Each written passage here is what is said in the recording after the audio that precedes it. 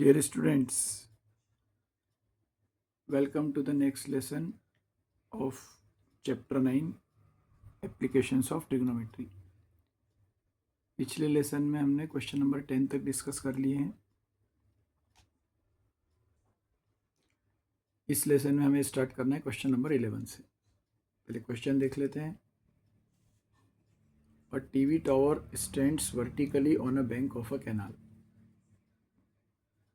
Book में diagram दिया हुआ है. एक टीवी टावर शो किया हुआ है A B from a point on the other bank directly opposite the tower. ये कैनाल है. The angle of elevation of the top of the tower is 60 degree. ये जो कैनाल है BC, इस canal के दूसरे बैंक पे यहाँ पर कोई पॉइंट है C. यहाँ से जब टॉप को देखते हैं तो एंगल ऑफ एलिवेशन बनता है 60 degree. From another point 20 metre away from this point, ये जो पॉइंट है C, यहाँ से 20 मीटर की डिस्टेंस पे कोई दूसरा पॉइंट है.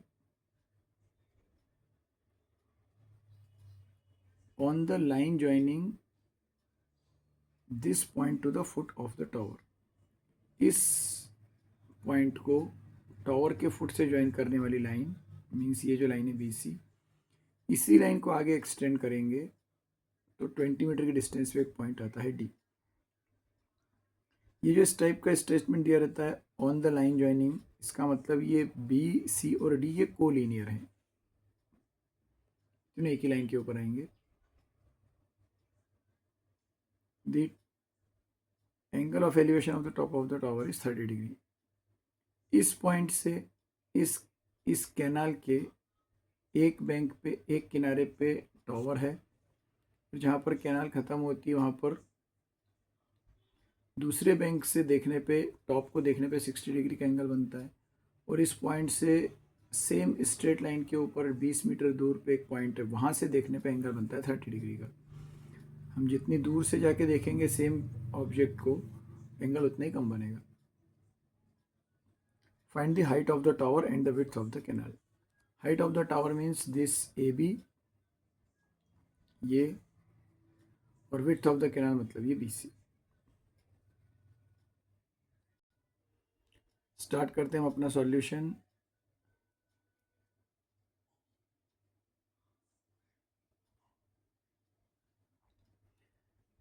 डायग्राम जैसा बुक में दिया वैसा वैसा हम अपने सॉल्यूशन में भी डायग्राम ड्रॉ कर लेंगे. AB टावर हो गया, BC कैनाल हो गया, C से D की डिस्टेंस 20 मीटर हो गई, यहाँ पे एंगल 30 डिग्री का हो गया, यहाँ पे 60 डिग्री का हो गया. अब जो डेटा गिवन है उसको लिस्ट आउट करेंगे. CD ये डिस्टेंस है 20, एंगल ACB इस एंगल की वैल्यू है 60 और एंगल ADB इस एंगल की वैल्यू है 30 डिग्री. फिर से यहाँ पर दो राइट एंगल ट्रायंगल मिल रहे हैं. एक ट्रायंगल है ABC और एक है ABD. AB ये जो परपेंडिकुलर है ये दोनों ट्रायंगल के लिए कॉमन है. दोनों का बेस अलग है, एक का बेस है BC, एक का बेस है BD. जितना छोटा बेस है उसी के हिसाब से हाइपोटेनियस भी छोटा है. छोटे वाले ट्रायंगल का हाइपोटेनियस है AC, बड़े वाले ट्रायंगल का हाइपोटेनियस है AD. टू फाइंड, इसमें क्या क्या फाइंड करना है. एक height of the tower means this AB and width of the canal BC. तो AB और BC फाइंड करना है, ये मेरे लिए क्वेश्चन हो गया.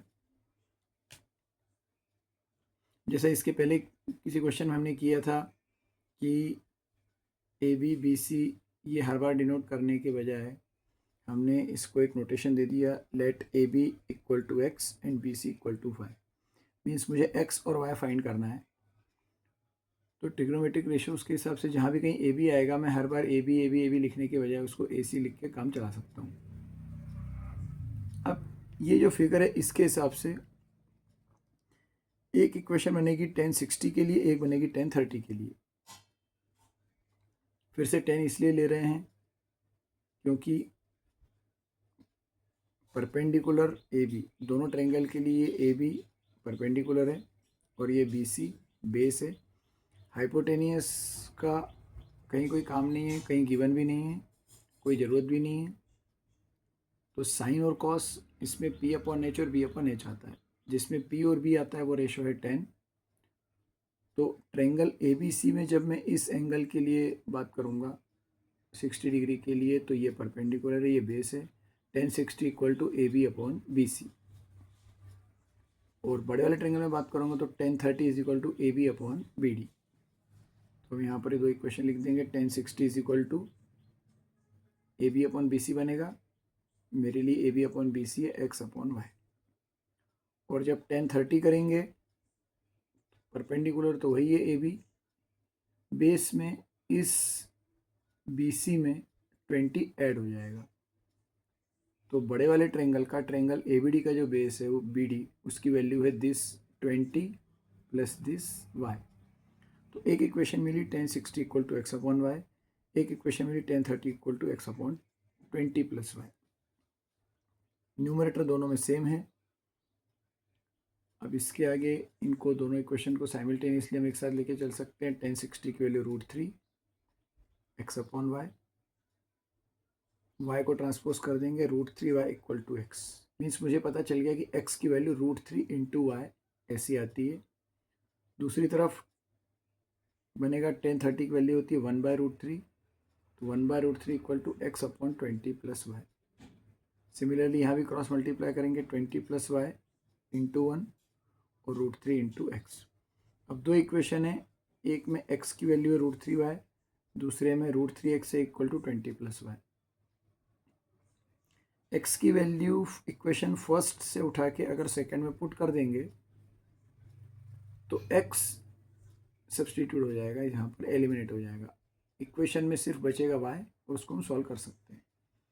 तो यहाँ से हम लिख सकते हैं put the value of x from equation 1 into equation 2। Equation 1 से उठाओ, इक्वेशन 2 में पुट कर दो।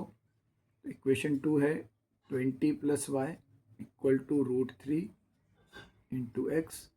एक्स की जगह पुट कर दिया ये, तो ये मुझे मिल गया 20 plus y equal to √3 into √3 Y.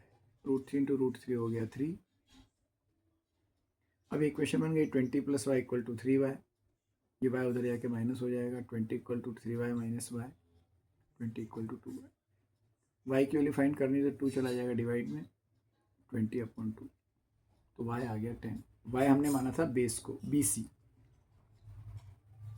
और x की वैल्यू थी √3y, तो x में 10 इंटू √3। y मीन्स बेस आ गया, x मीन्स हाइट आ गई, तो हमको ये दोनों वैल्यूज़ मिल गई। x और y, x y z p q ऐसी कुछ वैल्यू लेने से थोड़ा सा टाइम बच जाता है, थोड़ा सा सिंपल हो जाता है। तो लास्ट में हम अपना आंसर समराइज़ कर सकते हैं। हाइट ऑफ द टावर 10√3 है, जिसको हमने x लिया था। Width of the canal 10 metre है, जिसको हमने y लिया था। तो ये था क्वेश्चन नंबर 11। बढ़ते हैं आगे, नेक्स्ट क्वेश्चन, क्वेश्चन नंबर 12। चलिए क्वेश्चन नंबर 12, पहले क्वेश्चन देख लेते हैं। From the top of a 7 metre high building, the angle of elevation of the top of a cable tower is 60 degree and the angle of depression of its foot is 45 degree. Determine the height.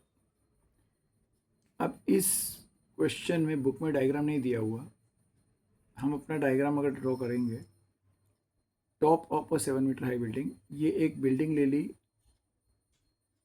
CD, इसकी height है 7 metre. इस building के top से angle of elevation of the cable tower, किसी cable tower के top को जब देखते हैं तो एंगल ऑफ एलिवेशन बनता है 60 डिग्री।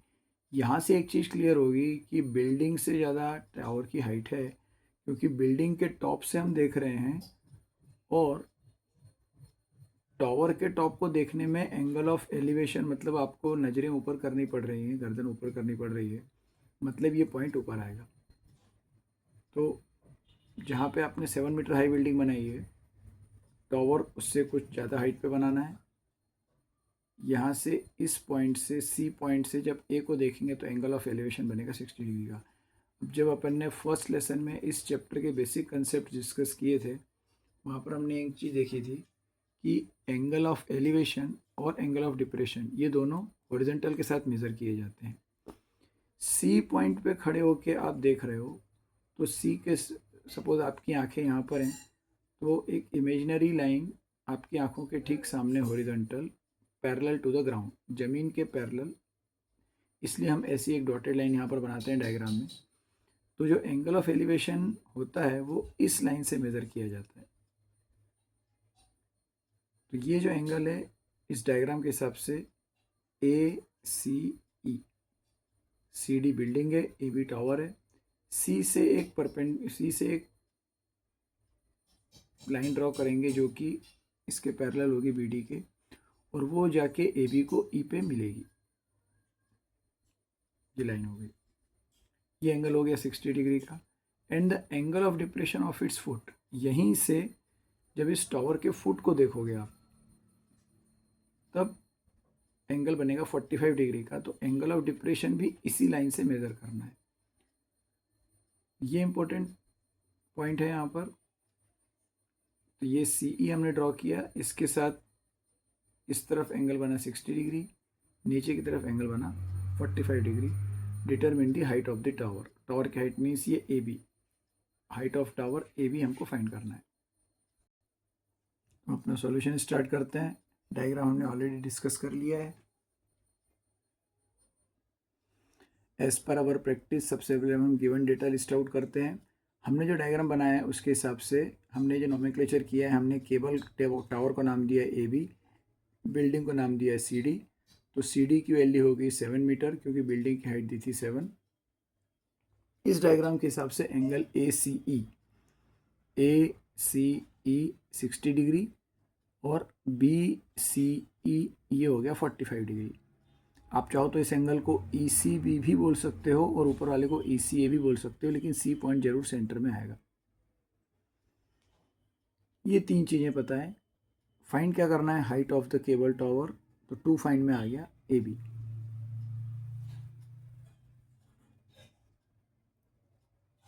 अब यहाँ पर एक चीज़ कि ये बी डी ग्राउंड है, टावर, बिल्डिंग, ट्री, पोल, ये सब हम परपेंडिकुलर मानते हैं। मीन्स यहाँ पर हम 90 डिग्री का एंगल मानते हैं, यहाँ भी 90 डिग्री का एंगल मानते हैं। अब इस बी डी ये हॉरिजॉन्टल है, इसके पैरेलल लाइन ड्रॉ करेंगे, मीन्स यहाँ भी एंगल 90 के हैं।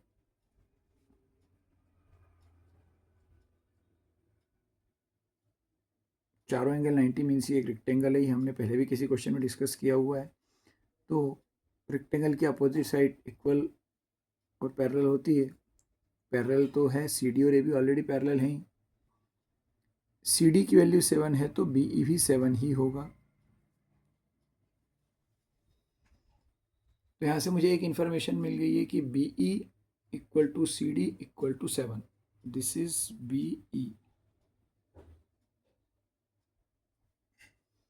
B E equal to C D equal to 7, ये दोनों 7 है।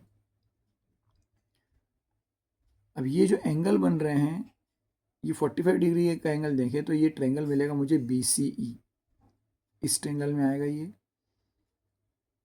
और ये 60 डिग्री का एंगल आएगा ए सी ई में। तो मैं ट्रेंगल बी सी ई के हिसाब से इक्वेशन बनाऊंगा। मुझे फाइंड करना है height of the tower A B. इस ए बी में ये ए ऊपर वाले ट्रेंगल की साइड है, यहाँ पर नीचे वाले ट्रेंगल की साइड है। तो मुझे अगर इसका परपेंडिकुलर ए और इसका परपेंडिकुलर बी ई ये दोनों मिल जाएं और मैं इनको दोनों को ऐड कर दूं तो ये पूरे टावर की हाइट आ जाएगी। तो इस डायग्राम के हिसाब से ये एंगल 45, इसका बेस ई सी और परपेंडिकुलर ई बी, और दोनों ही ट्रेंगल के लिए बेस कॉमन है ई सी। तो हमने इक्वेशन बनाई 1045 equal to perpendicular upon base B E upon C E, और ऊपर वाले ट्रायंगल में बनाएंगे ट्रायंगल ए सी ई में 1060 is equal to A E upon E C. एक बार मिलेगा बी ई अपॉन सी ई, एक बार मिलेगा ए ई अपॉन सी ई। ये दो इक्वेशन हमारे पास आ गई। अब इसके आगे जैसा हमने इसके पहले के कुछ क्वेश्चंस में किया है, वैल्यूज पुट करेंगे। 1045 की value 1, B E upon C ई 1 के साथ मल्टीप्लाई हो जाएगा तो सी ई और बी ई इक्वल हो गए। सी डी 7 था इसलिए बी ई भी 7 था, और जब भी एंगल 45 डिग्री का होता है, 45 डिग्री का एंगल का मतलब परपेंडिकुलर और बेस इक्वल, रेशो 1 होने का मतलब है कि ये दोनों डायमेंशंस इक्वल। तो बी ई 7 था तो ये भी 7 ही आएगा, लेकिन हम डायरेक्टली लिख नहीं सकते, पूरा इस प्रोसेस ही करना पड़ता है, तो ये 7 पता चल गया। और दूसरे टेंगल में इक्वेशन बनी थी 1060 equal to A E upon C E. 1060 की वैल्यू होती है √3, ए ई फाइंड करना है। अब आपके पास सी ई आ चुका है, तो ये दो इक्वेशन में से इसमें न्यूमरेटर था मीन्स परपेंडिकुलर, यहाँ से बेस आ गया, यही बेस दूसरे ट्रायंगल के लिए भी बेस है।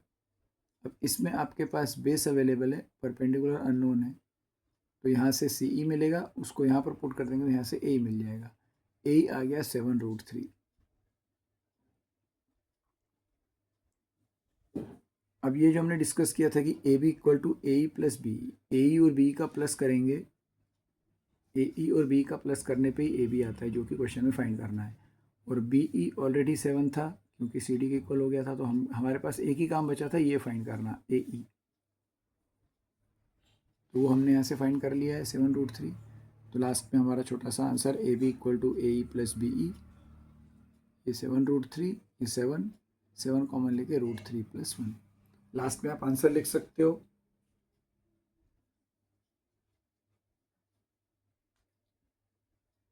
Determine the height of the tower, ऐसा क्वेश्चन था, तो मैं यहाँ पर आंसर लिख सकता हूँ।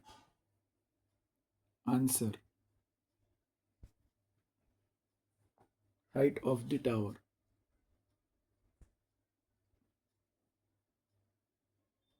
Height of the tower equal to 7√3 + 1 metre.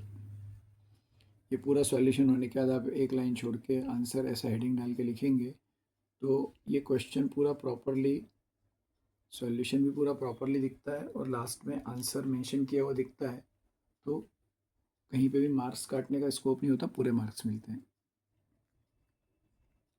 बढ़ते हैं आगे, क्वेश्चन नंबर 13। पहले क्वेश्चन देख लेते हैं। As observe from the top of a 75 metre high lighthouse from the sea level, the angles of depression of two ships are 30 degree and 45 degree. एक lighthouse है, ये हमने एक lighthouse draw किया A B, इस lighthouse के top से question ने दिया है from the top, is observe from the top 75 high from the sea level. अब ये जो हॉरिजॉन्टल जिसको अपन ड्रॉ करते हैं बी सी डी, ये जो ड्रॉ किया है बी डी, इसको मान लो कि ये सी लेवल है और यहाँ से 75 मीटर की हाइट वाला कोई लाइट हाउस लगा हुआ है। The angles of depression of the two ships, इस सी में दो शिप्स हैं, एक पॉइंट सी पे है, एक डी पे है। जब इस लाइट हाउस के टॉप से इन दोनों शिप्स को देखा जाता है, तो एक को देखने के लिए 45 डिग्री एंगल बनता है, एक को देखने के लिए 30 डिग्री का एंगल बनता है। If one ship is exactly behind the other, if one ship is exactly behind the other on the same side of the lighthouse, दोनों लाइट हाउस के एक ही साइड हैं, ऐसा नहीं कि एक इस साइड है एक इस साइड है। और एग्जैक्टली बिहाइंड का मीन्स ये इसलिए मेंशन करना चाह रहे हैं कि दोनों सेम हॉरिजॉन्टल लाइन के ऊपर आएंगे। यहाँ से देख रहे हैं तो एक सी पे है, एक डी पे है, एक के लिए 45 डिग्री, एक के लिए 30 डिग्री, और क्वेश्चन है find the distance between the two ships, means हमको जो फाइंड करना है वो है CD। चलिए हम स्टार्ट करते हैं हमारा सॉल्यूशन। हमने डायग्राम ऑलरेडी डिस्कस कर लिया है। This AB is the light house. अब इसमें जो वर्ड यूज़ किया था एंगल्स ऑफ डिप्रेशन, एक चीज़ हमने डिस्कस की थी कि एंगल ऑफ डिप्रेशन हमेशा हॉरिजॉन्टल से मेज़र किया जाता है। इस लाइट हाउस के टॉप पॉइंट से, मीन्स A पॉइंट से जब आप शिप C को देखते हो तो एंगल बनता है 45 डिग्री का। तो ये एंगल एक्चुअली कहाँ पर बनेगा, हमको क्या करना है, जैसे पिछले क्वेश्चन में हमने यहाँ पर हमें एक ऐसी डॉटेड हॉरिजॉन्टल लाइन ड्रॉ करनी है। जो शिप पीछे है मीन्स D, उसके लिए एंगल होगा 30 डिग्री का, और जो शिप लाइट हाउस के पास में है ये पूरा एंगल होगा 45 डिग्री का। जब हम एंगल को इस हॉरिजॉन्टल लाइन से मेज़र करेंगे, आप इसको भी कोई नाम दे दीजिए E, ये एक लाइन ड्रॉ किए E। इस A से मीन्स यहाँ पे आपकी आंखें हैं, आप स्ट्रेट देख रहे हो, आपको अपनी आंखें 30 डिग्री टिल्ट करनी पड़ेगी। तो 30 डिग्री पहले आएगा, 30 डिग्री टिल्ट करने पे जो शिप दिखेगा वो यहाँ पर आएगा। जब आप और ज़्यादा टिल्ट करोगे मीन्स 45 डिग्री, तब जो शिप आएगा वो यहाँ पर आएगा C पे। एंगल ऑफ डिप्रेशन हमको एक्चुअली यहाँ पर मिलेंगे, लेकिन यहाँ पर हम पैरेलल लाइंस और ट्रांसवर्सल का कंसेप्ट, अल्टरनेट इंटीरियर एंगल का कंसेप्ट यूज़ करेंगे। AE and BD are two parallel lines.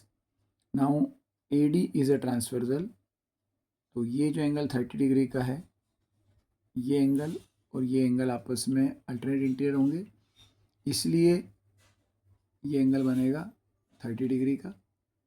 Similarly AC भी एक ट्रांसवर्सल है, तो दो पैरेलल लाइंस में से पहली लाइन AE, इसका ट्रांसवर्सल के साथ जो एंगल है 45 डिग्री का, यही एंगल इस सेम ट्रांसवर्सल का दूसरी लाइन के साथ होगा। अब ये लाइन है BC, यह C पॉइंट पे बन रहा है, तो एंगल BCA रहेगा 45 डिग्री का और एंगल BDA रहेगा 30 डिग्री का। तो हम सबसे पहले गिवन डेटा लिस्ट आउट करेंगे। Height of the light house 75, वो लिख दिया AB, हमारे डायग्राम के हिसाब से वो AB है। एंगल ACB 45, ADB 30, ये तीन चीज़ें हो गई। क्वेश्चन था find the distance between the two ships. C से D तक की डिस्टेंस, तो 2 फाइंड में आ गया CD। इस क्वेश्चन में फिर से पिछले वाले क्वेश्चन में बेस सेम था, इस बार इन दोनों राइट एंगल ट्रायंगल के लिए एक राइट एंगल तो यहीं पे बन रहा है, एक ट्रायंगल है ABC, एक ट्रायंगल है ABD। ABD के अंदर ही आ रहा है ABC, दोनों के लिए परपेंडिकुलर AB कॉमन, एक का बेस BC, एक का बेस BD। तो जो हमें फाइंड करना है CD, it is nothing but it is difference between BD and BC। if you will subtract BC from BD you will get CD। तो ट्रायंगल ABC के लिए जब देखेंगे तो एंगल है 45, हमको इंटरेस्ट है परपेंडिकुलर और बेस में, तो हमने 10 सेलेक्ट किया, tan theta equal to P/B, तो ये tan 45 is equal to AB/BC, perpendicular upon base. और यही इक्वेशन जो दूसरे ट्रायंगल के लिए बनाएंगे, ये एंगल है 30, tan 30 equal to again perpendicular is the same AB, अब की बार बेस हो जाएगा BD।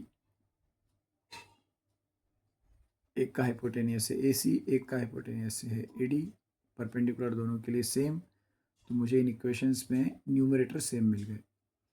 tan 45 फिर से 1 आ गया। जनरली 45 इसलिए दिया जाता है ताकि आपको दूसरी वैल्यू अपने आप मिल जाए, ये पुट कर दिया। पिछले क्वेश्चन में भी एक वैल्यू tan 45 थी, तो वहाँ भी परपेंडिकुलर बेस इक्वल आया था। 1 लाइट हाउस की height 75 upon B C transpose हो गया BC इंटू 1, तो ये 45 था, इसलिए AB और BC इक्वल आ गया। लाइट हाउस की हाइट भी 75 है और लाइट हाउस के फुट से फर्स्ट वाला शिप जो है उसकी डिस्टेंस भी 75 है, ये आ गया।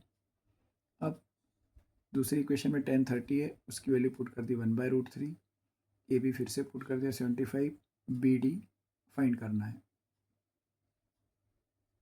अब यहाँ पर इसके आगे BD इंटू 1 और 75 इंटू √3, तो BC आ गया था 75 और BD आ गया 75√3। हमें फाइंड करना है CD equal to BD minus BC, ये दोनों वैल्यू पुट कर दी, 75√3 माइनस 75 आ गया कॉमन, √3 माइनस 1, 75 इंटू √3 माइनस 1, ये हो गया distance between the two ships. तो लास्ट में अपना आंसर लिख देंगे जैसे हम अभी तक लिखते आ रहे हैं। The distance between the two ships equal to 75 bracket में √3 माइनस 1 मीटर। तो ये हो गया क्वेश्चन नंबर 13। इस लेसन में हमने 3 क्वेश्चंस किए, 11, 12 और 13। नेक्स्ट लेसन में आगे क्वेश्चंस करेंगे। मिलते हैं नेक्स्ट लेसन में। Thank you.